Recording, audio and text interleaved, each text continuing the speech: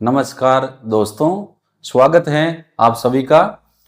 अपने आज के लेक्चर का जो टॉपिक है वो है विद्युत रासायनिक सेल की गिब्स ऊर्जा। तो हम ले रहे हैं आज का टॉपिक विद्युत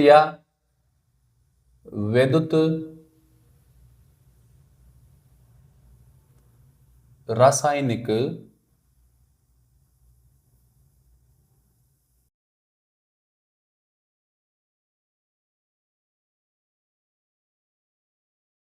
सेल की गिब्स ऊर्जा।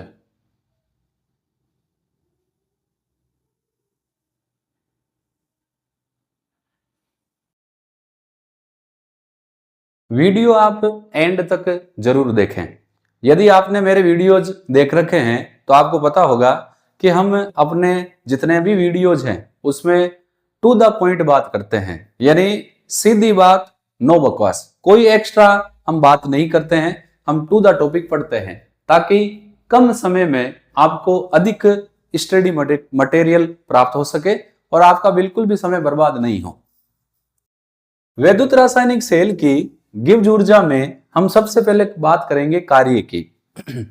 किसी सेल अभिक्रिया में प्रति सेकंड किया गया विद्युत कार्य कुल आवेश और सेल विभव के गुणनफल के बराबर होता है।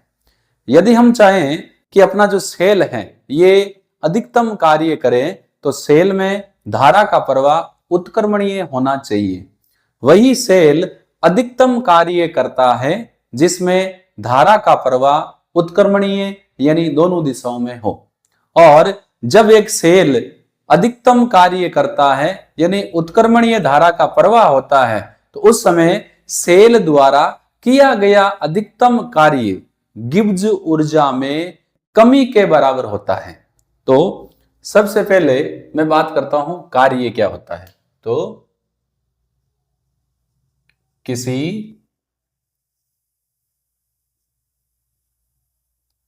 सेल अभिक्रिया में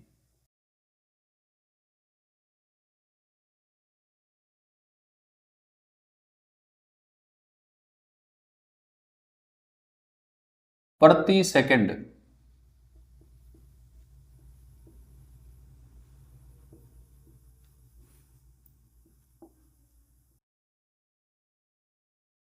किया गया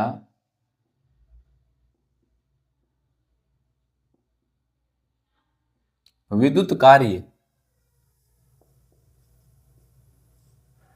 कुल प्रवाहित आवेश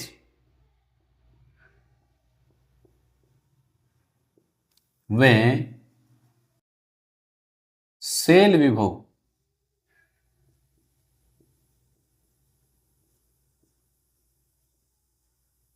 के गुणनफल के बराबर होता है।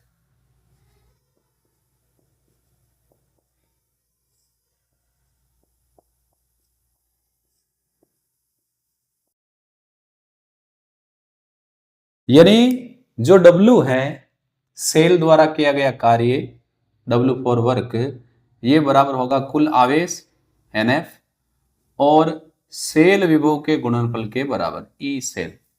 यहां पर जो NF है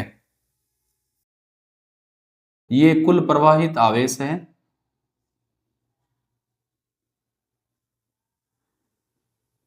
और जो हमने यहां पर लिखा है E सेल, ये E सेल क्या है? सेल विभव। इसको सेल विभव भी कहते हैं या विद्युत वाहक बल EMF ऑफ सेल भी कहते हैं। अब एक सेल अधिकतम कार्य कब करता है? तो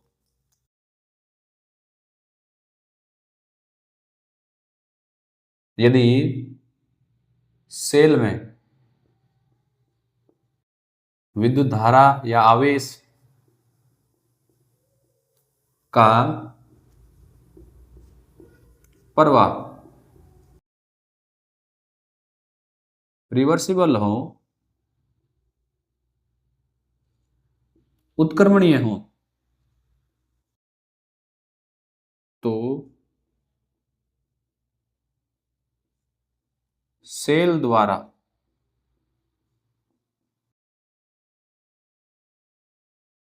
किया गया कार्य मैक्सिमम होता है, अधिकतम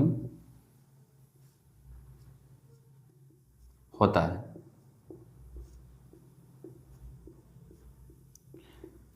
यानी जब धारा का प्रवाह उत्क्रमणीय हो तो जो सेल कार्य करेगा वो मैक्सिमम वर्क होगा, W मैक्सिमम, अधिकतम।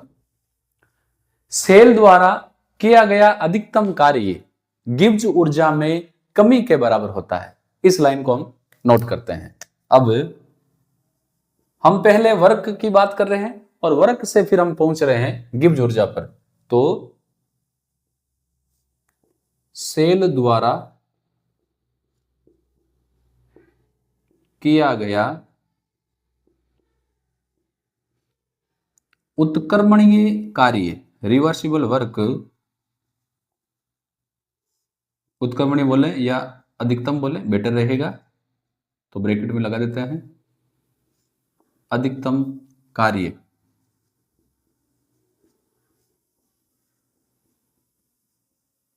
गिब्स ऊर्जा में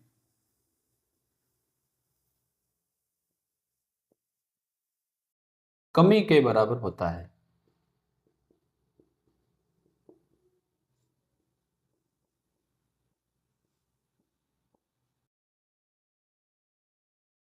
तो यहां पर जो हमने ये लाइन लिखी है इसका मतलब ये है कि जो W मैक्सिमम है, अधिकतम कार्य है, ये गिब्स ऊर्जा में कमी डेल्टा ROG, ये RO है रिएक्शन यानी अभिक्रिया की गिब्स ऊर्जा, डेल्टा का मतलब है परिवर्तन, और क्योंकि कमी के बराबर है तो यहां साइन लगेगा नेगेटिव का।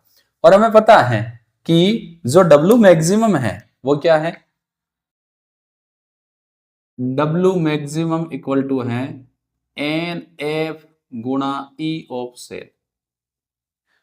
तो W मैक्सिमम कहें या डेल्टा RG नेगेटिव कहें, एक ही बात है। तो हम ये भी कह सकते हैं डेल्टा RG जो नेगेटिव है ये बराबर है NFE सेल।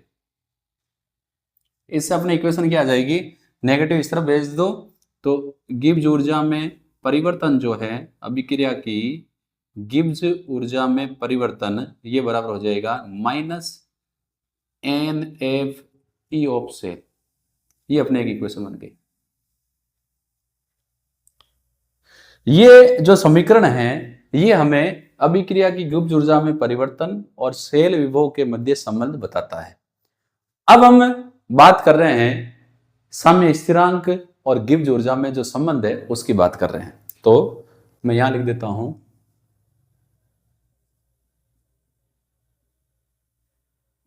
गिब्स ऊर्जा व साम्य स्थिरांक।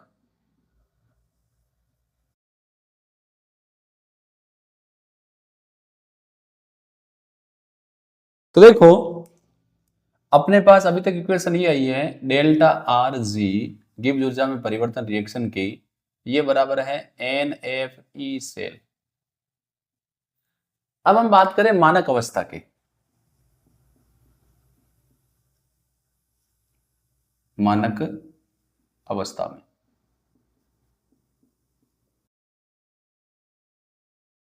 मानक अवस्था तब लागू करते हैं जब सभी अभिकारकों की सांद्रता इकाई हो।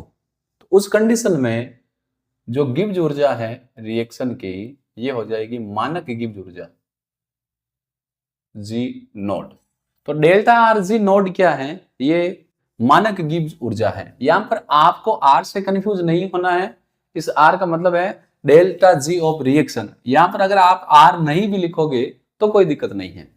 और जो E सेल है यानी सेल विभव है ये हो जाएगा मानक सेल विभव, E नोड सेल, मानक अवस्था।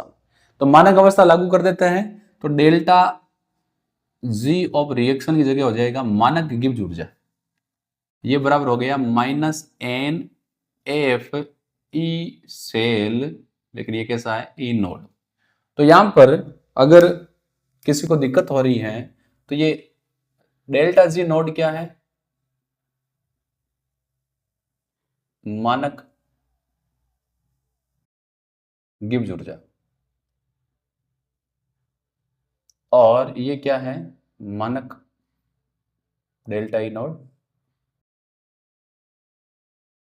सेल विभव। अब देखो यहां एक इक्वेशन आई है ई नोड सेल। ये ई नोड सेल जो है ये हमने पिछले लेक्चर में पढ़ा था। E node cell equal to होता है R T upon n F गुण एल एन नेचुरल लॉग, आगे क्या होगा, के सी। ये हमने पढ़ा है, तो यहां वैल्यू रख देते हैं डेल्टा आर जी नोड, यानी अभिक्रिया की मानक गिब्स ऊर्जा इक्वल्स टू हो जाएगी माइनस एन एफ गुणा ई नोड सेल की वैल्यू रखेंगे, ऊपर है आर टी, डाउन साइड में है एन एफ, और आगे है नेचुरल लॉग ऑफ के सी। तो ये एन एफ से एन एफ कैंसिल आउट हो जाएगा, पीछे अपने बचेगा delta G node of reaction equals to हो जाएगा माइनस आर टी बचा, आगे बचा एल एन के सी, नेचुरल लॉग ऑफ के सी। ये जो इक्वेशन है ये हमें के सी क्या है, साम्यावस्था स्थिरांक और मानक गिब्स ऊर्जा के मध्य संबंध बताता है। अब यदि हम नेचुरल लॉग की जगह लॉग लेना चाहें तो इक्वेशन हो जाएगी delta R G node of reaction equals to minus 2.303 R T log कैसे। ये यदि हम लॉग में लिखें, नेचुरल लॉग को लॉग में कन्वर्ट करें, तो हमें जो इक्वेशन है उसको 2.303 से गुणा करना पड़ेगा। तो हमने गुणा कर दिया है। अब यहां पर जो ये केसी है, ये केसी क्या है, साम्यावस्था स्थिरांक। ये आप जरूर ध्यान रखें कि जो गिब्स ऊर्जा है, अभिक्रिया की जो गिब्स ऊर्जा है, ये नंबर ऑफ इलेक्ट्रॉन एन पर निर्भर करती है। इस पर सीधे न्यूमेरिकल क्वेश्चन भी आए हुए हैं, जैसा ये इक्वेशन है सीधी एन एफ ई सेल, इसमें सेल विभव का मान दिया गया है और एक रिएक्शन दी गई है। हमें यह पता करना पड़ेगा कि एन की वैल्यू कितनी है। जैसे यदि हम गैल्वेनिक सेल की बात करें तो वहां पर आदान प्रदान किए जाने वाले इलेक्ट्रॉनों की संख्या 2 है। वहां पर जिंक जिंक +2 में कन्वर्ट होता है 2 इलेक्ट्रॉन त्याग कर, और कॉपर +2 कॉपर में कन्वर्ट होता है 2 इलेक्ट्रॉन ग्रहण करके। तो गैल्वेनिक सेल के लिए एन की वैल्यू कितनी आएगी, 2। तो जो सेल विभव है ये मात्रा स्वतंत्र गुण है, जबकि जो गिब्स ऊर्जा है ये नंबर ऑफ एन की वैल्यू पर डिपेंड करती है। तो ये जो समीकरण है, इस समीकरण की सहायता से हम अभिक्रिया की गिब्स ऊर्जा, मानक गिब्स ऊर्जा की गणना कर सकते हैं यदि हमें साम्यावस्था स्थिरांक का मान दिया गया है। और यदि हमें सेल विभव का मान पता है तो सेल विभव की सहायता से हम गिब्स ऊर्जा में परिवर्तन ज्ञात कर सकते हैं। और गिब्स ऊर्जा एक थर्मोडायनेमिकल रूप से एक इंपॉर्टेंट फैक्टर है जो कई जगह काम में आता है। तो यहां पर अपना जो ये छोटा सा जो वीडियो है ये कंप्लीट होता है। विद्युत रासायनिक सेल की गिब्स ऊर्जा में एक विद्युत रासायनिक सेल द्वारा किया गया अधिकतम कार्य कुल आवेश और सेल विभव के बराबर होता है। अब एक सेल अधिकतम कार्य तभी करता है जब धारा का प्रवाह उत्क्रमणीय हो, और सेल द्वारा उत्क्रमणीय रूप से किया गया अधिकतम कार्य, यहाँ पर जो W मैक्सिमम है MAX, इसका मतलब है अधिकतम कार्य, ये गिब्स ऊर्जा में कमी के बराबर होता है। फिर हमने यहाँ पर 2 इंपॉर्टेंट इक्वेशन निकाले जिन पर न्यूमेरिकल डायरेक्ट बनते हैं। एक तो गिब्स ऊर्जा और सेल विभव के मध्य संबंध, और एक मानक गिब्स ऊर्जा और साम्यावस्था स्थिरांक के मध्य संबंध। हम नेक्स्ट वीडियो में चालकत्व और विद्युत अपघटनी चालकता के बारे में पढ़ेंगे डिटेल से। हम फिर मिलेंगे नेक्स्ट वीडियो में। धन्यवाद।